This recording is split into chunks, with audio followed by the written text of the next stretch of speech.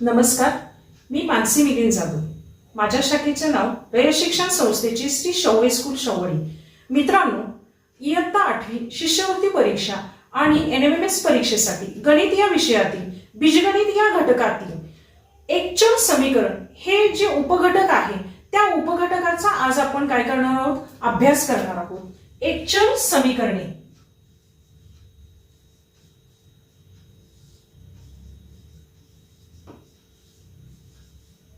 या एकचल समीकरणाचा अभ्यास करण्याआधी आपल्याला समीकरण म्हणजे काय हे माहिती पाहिजे. समीकरण म्हणजे काय की चलाचा समावेश असलेला समानता संबंध. चलाचा समावेश असलेला समानता संबंध म्हणजे समीकरण. उदाहरणार्थ 3x अधिक 2 बरोबर 14 हे उदाहरण एक घेतलं. दुसरं उदाहरण घेतलं x अधिक y बरोबर 2 आणि 5x हे एक उदाहरण घेतलं आपण. आता या पहिल्या उदाहरणामध्ये आपण बघाल तर काय आहे, x हे चल आहे आणि समानता हे चिन्ह आहे.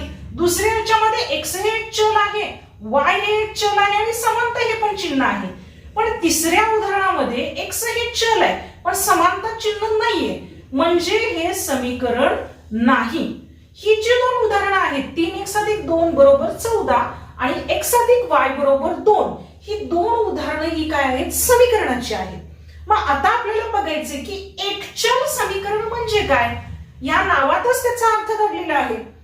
एक चल म्हणजे ज्या समीकरणामध्ये फक्त आणि फक्त एकच चल असतं त्या समीकरणाला काय म्हटलं जातं, एकचल समीकरण म्हटलं जातं. उदाहरणार्थ हे जे एक नंबरचं उदाहरण आपण घेतलं तर 3x अधिक 2 बरोबर 14 याच्यामध्ये काय आहे, x हे एकणे एकच काय आहे, चल आहे. म्हणून हे काय आहे, एकचल समीकरण आहे. पण या उदाहरणामध्ये x अधिक y बरोबर 2 या उदाहरणाचा आपण विचार केला तर याच्यामध्ये x हे एक चल आहे आणि y हे एक चल आहे. हे समीकरण आहे पण एकचल समीकरण नाही. म्हणजे आपण या याच्यामध्ये फक्त एकचल समीकरणांचाच विचार करणार आहोत. आता हे एकचल समीकरण जे आहे या एकचल समीकरणाला आपण काय करायचं, सोडवायचंय. म्हणजेच त्याची काय काढायची, उकल काढायची. आता उकल म्हणजे काय, एकचल समीकरणाची उकल म्हणजे काय की या चलाच्या किमतीसाठी या समीकरणाचे म्हणजे कोणती चलाची आपण किंमत ठेवली पाहिजे की जेणेकरून या समीकरणाचं समाधान झालं पाहिजे. समाधान म्हणजे काय तर डावी बाजू बरोबर काय आली पाहिजे, उजवी बाजू उत्तर आली पाहिजे ते x च्या किमतीसाठी. आता हे जे आपण करत असतो समीकरणाची उकल काढणं म्हणजेच काय करायचं आहे, त्यावेळेस जी चलपदं आहेत ती एका बाजूला आणायची आणि जी स्थिर पदं आहेत ती एका बाजूला न्यायची. म्हणजे चलपदं एका बाजूला ठेवायची आपण डाव्या बाजूला ठेवून आणि स्थिर पदं ही कुठं ठेवूयात, उजव्या बाजूला ठेवूयात की जेणेकरून आपल्याला काय करता येईल, ही समीकरणं सोडवता येतील. समीकरणाच्या दोन्ही बाजूमध्ये आपण समान संख्या मिळवली किंवा समान संख्या वजा केली असता याच्या समानतामध्ये कुठलाही प्रकारचा फरक पडत नाही. तसेच या समीकरणाच्या दोन्ही बाजूला शून्येतर संख्येने गुणलं किंवा भागलं असेल तरी सुद्धा या समीकरणाच्या समानतामध्ये कोणत्याही प्रकारचा फरक पडत नाही. आता हेच उदाहरण आपल्याला सोडवायचंय म्हणजे काय करायचे की याची x ची किंमत काढायची. आता ही x ची किंमत कशी काढू शकतो आपण, तर मी काय सांगितलं मगाशीच की काय करायचं आपल्याला, स्थिर पदे एका बाजूला आणि चलपदे एका बाजूला आणायचे. इथं चलपद आहे 3x ते इथंच ठेवलं आपण, चलपद आहे 3x ते इथंच ठेवलं आणि हे जे आपलं स्थिर पद आहे 2 ते अधिक आहे ते या बाजूला गेल्यानंतर काय होतील, 14 वजा 2 म्हणजे अधिकचे वजा होतात, वजाचे अधिक होतात बाजू बदलल्यानंतर. नंतर काय होतं, गुणाकाराचं काय होतं, भागाकार होतो आणि भागाकाराचं काय होतं, गुणाकार होतो बाजू बदलल्यानंतर. म्हणजेच इथं काय झालं, 3x बरोबर किती आले, 14 वजा 2 म्हणजे 12. 3x याचा अर्थ 3 गुणिले x आहे, गुणिले आहेत 3 म्हणजे इकडे काय होणार, ते भागिले होणार. म्हणजे x बरोबर काय झाले, 12/3 म्हणजेच उत्तर किती आलं, 3 चौक 12 म्हणजे 4 उत्तर आलं.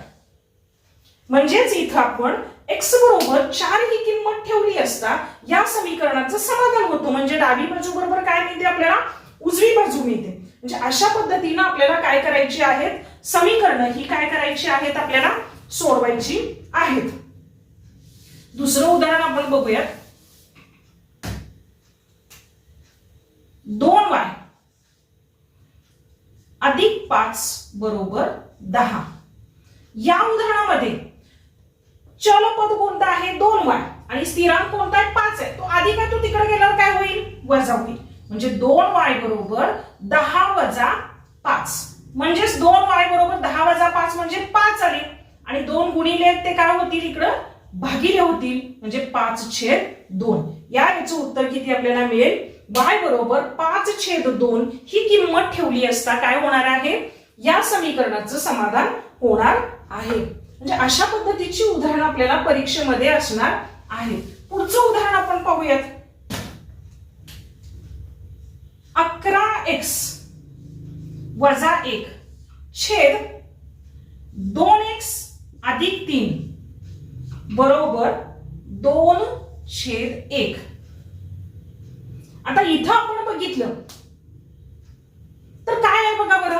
2/1 म्हणजेच काय की छेदस्थानी 1 आहे. इथं आपण या प्रकारची उदाहरणं सोडवत असताना एकशी किंमत काढायची, तिरकस गुणाकार करायचा. 11 गुणिले x वजा 1 म्हणजे याचा गुणाकार काय झाला गुणिले त्याला 1 करायचंय म्हणजे 30 संख्या राहिली आणि 2 गुणिले काय येणार हा छेदस्थानची संख्या म्हणजे काय येणार आहे पद येणार 2x अधिक 3 म्हणजेच काय झाले 11x वजा 1 बरोबर 2 न गुणा या कंसाला 4x अधिक 3 दुनी 6.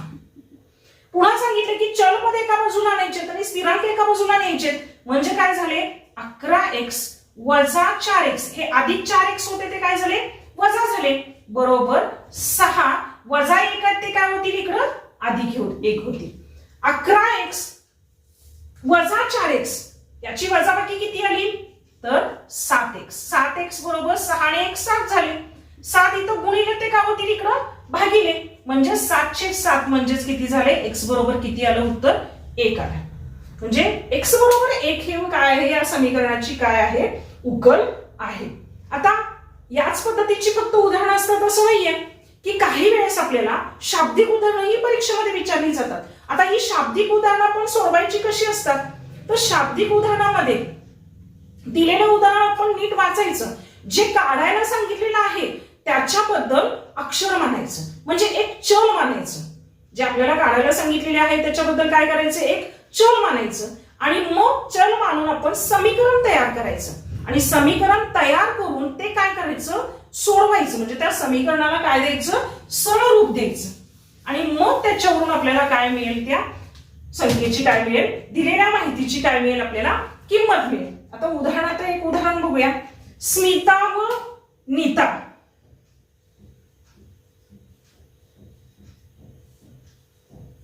स्मिता व नीता यांच्या वयांची गुणोत्तर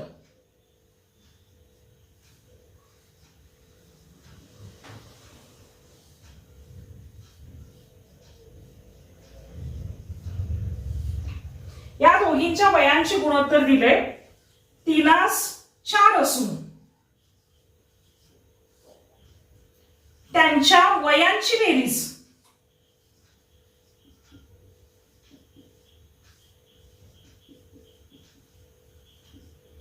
35 आहे. तर त्यांची वये काढा. त्यांची वये काय करायची आपल्याला इथं काढायचे. बघा उदाहरण नीट वाचून घ्यायचं. इथं काय दोन मुली आहेत बघा बरं स्मिता आणि नीता. स्मिता आणि नीता यांच्या वयांचं गुणोत्तर दिले. किती दिले 3:4 हे गुणोत्तर दिले. म्हणजे समान पट जी आहे ती पटीच्या संख्येत गुणोत्तर दिले पटीच्या संख्येत आहे म्हणजे समान पट आपण x मानलं तर स्मिताचं वय येईल 3x आणि नीताचं वय येईल 4x. त्यांच्या वयांची बेरीज म्हणजे या दोन्हींची बेरीज किती आहे तर 35 आहे. मग याची बेरीज करायची 3x अधिक 4x किती झाले 7x. 7x बरोबर किती आले 35. म्हणजेच x बरोबर किती येणार आहेत 7 गुणिले ते काय होतील भागिले होतील म्हणजे काय होणार 35/7. 7×5=35. पण 5 हे उत्तर नाहीये. 1 ची किंमत 5 आली. आपल्याला काय विचारलं त्या दोघींची वय काढायची.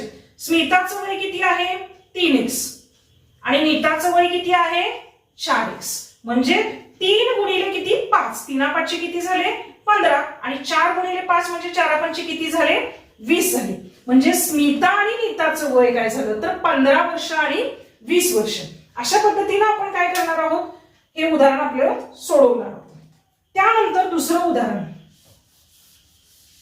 बघा.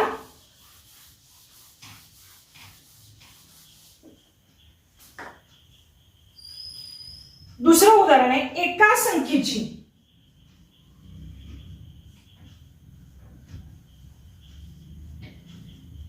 एका संख्येची 4/5 पट. एका संख्येची 4/5 पट व 2/3 पट.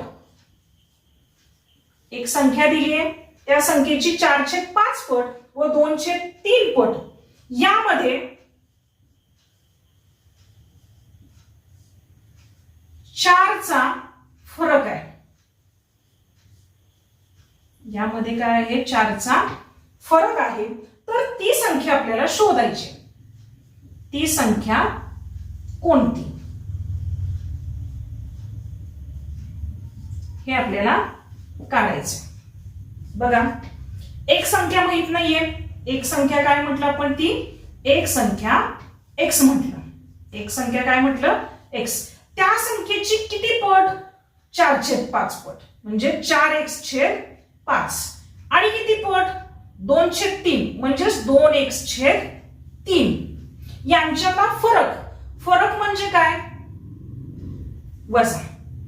हा फरक 4 यांच्यात कितीचा फरक आहे तर 4चा फरक आहे. वजा किती आहे यांची वजाबाकी किती येते 4 येते. आता इथं छेदस्थानी बघितलं तर 5 आणि 3 आहे. या 5 आणि 3चा लसावी काढा. नसेल तर डायरेक्ट तिरकस गुणाकार करून सुद्धा आपल्याला हे सोडवता येतं. तिरकस गुणाकार म्हणजे याच्या छेदानं याच्या अंशाला गुणायचं. 4x गुणिले 3 किती झाले 4×3 12x वजा 5 ने याला गुणा 5 दुनी 10x आणि छेदांचा गुणाकार करायचा. 5×3 15 बरोबर 4. 12x वजा 10x किती झाले 2x. हे 15 गुणिले तिकडं काय इथं भागिले ते काय होतील इकडं गुणिले होतील. म्हणजेच 2x बरोबर किती मिळाले आपल्याला 4 गुणिले 15 15 चौक 60. म्हणजे x बरोबर किती मिळाले 2 न भागलं इथं तर 2×3 6 आणि 2×0 0.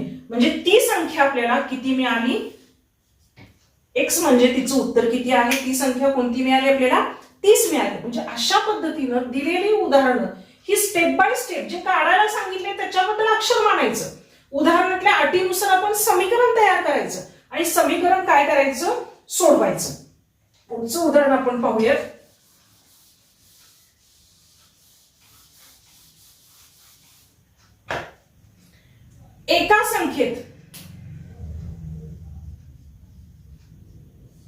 एका संख्येत 3 मिळून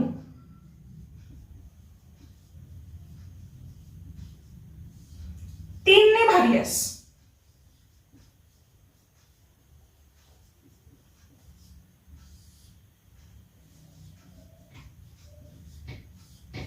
उत्तर 10 येते. उत्तर किती येतं 10 येतं. त्याच संख्येत 8 मिळून 7 ने भागल्यास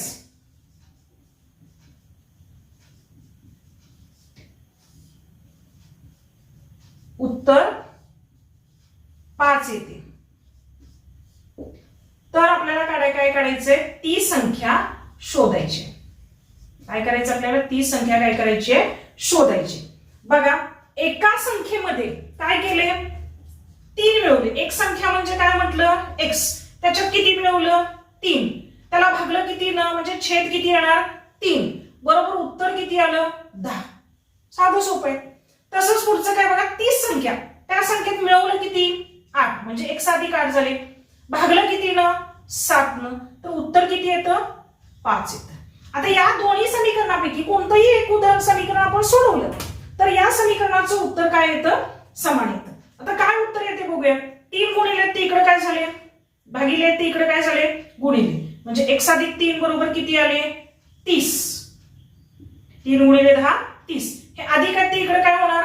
वजा होणार. हे अधिक आहे तिकडे जाणार वजा होणार. म्हणजे x बरोबर किती आले? 30 मधून 3 गेले किती आले? 27. म्हणजे ती संख्या कोणती असणार आहे? 27. इकडेही बघा x अधिक 8 छेदस्थानी इथं 7 आहे भागिले तिकडे काय होणार? गुणिले होणार. 7 5 35. हे 8 अधिक आहे ते वजा होणार. 35 वजा 8 म्हणजे किती झालं? 27. म्हणजे अशा पद्धतीने आपल्याला याच्यामध्ये काय होईल की या उदाहरणाचं आपल्याला म्हणजे ती संख्या जी आहे ती आपल्याला या उदाहरणाची काढता येईल. आता काही वेळेस वयांची गुण काय असतात की आपल्याला उदाहरणं असतात. काय आहेत वयांची उदाहरणं?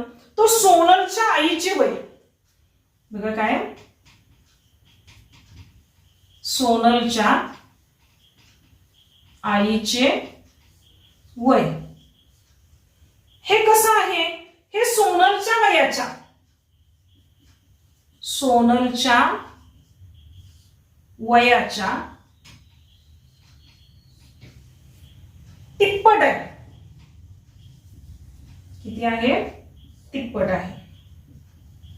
सोनलच्या वयाच्या कसं आहे? तिप्पट आहे. 10 वर्षानंतर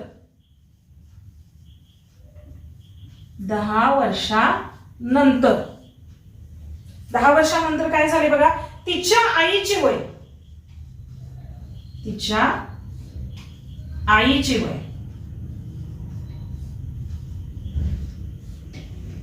आईचं वय काय झाले? तिच्या त्यावेळच्या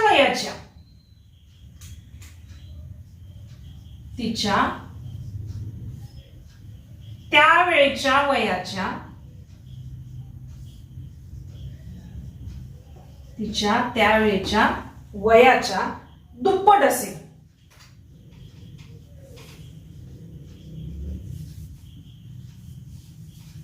तर आईचे आजचे वय काय? आईचे कधीचं वय काढायचं आपल्याला? आजचे वय.